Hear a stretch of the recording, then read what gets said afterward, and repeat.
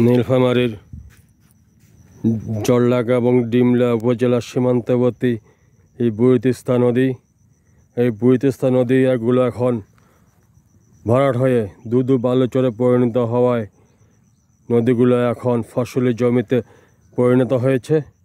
এলাকাবাসী এইসব নদীতে তাদের ধানের চারা রোপণ, ধানের চারা উৎপাদন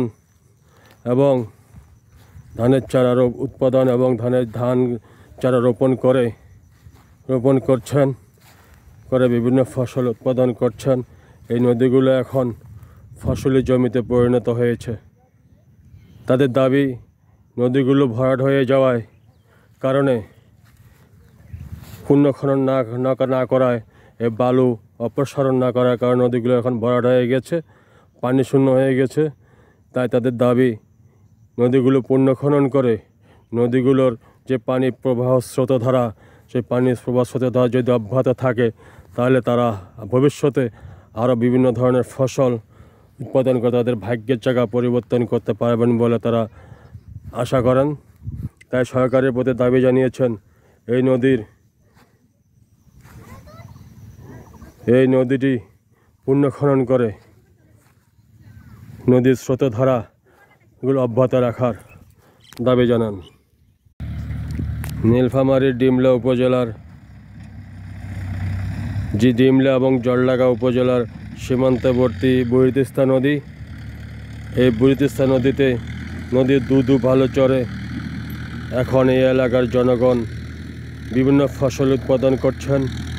ভুট্টা, রসুন, পেঁয়াজ, টমেটো, কাঁচামরিচ, শাকসবজি, আলু সহ বিভিন্ন ফসল তারা উৎপাদন করছেন। এখানে মরিচ গাছে মরিচ ধরেছে, ফুল এসেছে মরিচ গাছের, শাকসবজি সব বিভিন্ন ফসল উৎপাদন করছেন। এই ফসল উৎপাদনের মাধ্যমে তারা তাদের ভাগ্যের যে চাকা, সেই চাকাটি পরিবর্তন করার চেষ্টা করছেন। এই তিস্তার বালুচর, দুদু বালুচর, এখন তারা সোনালী ফসল উৎপাদন করে তারা তাদের ভাগ্য পরিবর্তনের চেষ্টা করছেন। তাদের দাবি একটাই, এই বুড়িতিস্তা নদীটি পুনঃখনন করা হলে অতীতে যেভাবে পানির স্রোতধারা বহমান ছিল, সেই পানির স্রোতধারা যদি বহমান থাকে, তাহলে